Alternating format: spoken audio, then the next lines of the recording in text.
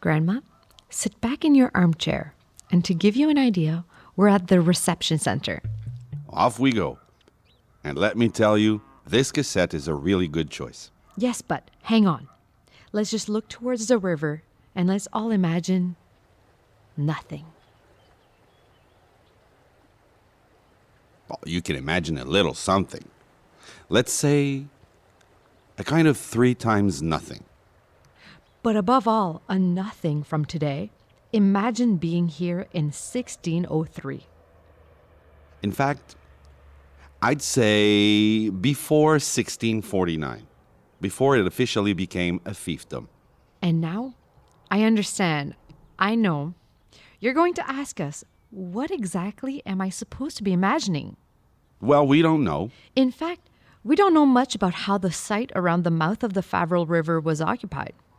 As we know, you used to call it the Shrines Creek. So you have to ask yourself, well, where did the river get its name? It looks much more like a creek. Well, frankly, we don't know. In fact, we know it's more of a rumor than anything else. Some say it came from the mother-in-law of Jean Poisson, one of the first settlers. But we know that's a rumor, because before 1646, the river was already called Favrel, and that Jean Poisson hadn't yet emigrated to New France. But to be honest, I really had to wonder where the river was. Well, actually, I did as well, because it looks more like a creek, a crack with water running through it.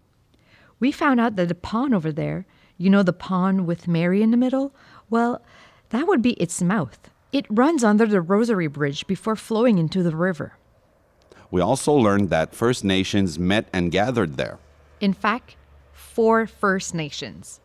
The Anishinaabe, Called the Algonquin Nation, the Nehowisiwo, the Atikamekw Nation, Wabanaki, the Abenaki Nation, and the Wenda. the Huron Nation. They called this place Kitaskino among themselves. And when white men were involved, they called it Nitaskinan. And I'm not sure that you know this, but the Nehowisiwo Atikamekw Nation claimed the area as part of their ancestral land. As part of it? In fact, the article we read said that all of the Mauricie was their territory, which included a little more land in neighboring regions, including the shrine, which is part of their overall territory. Because it makes sense, all of the Mauricie.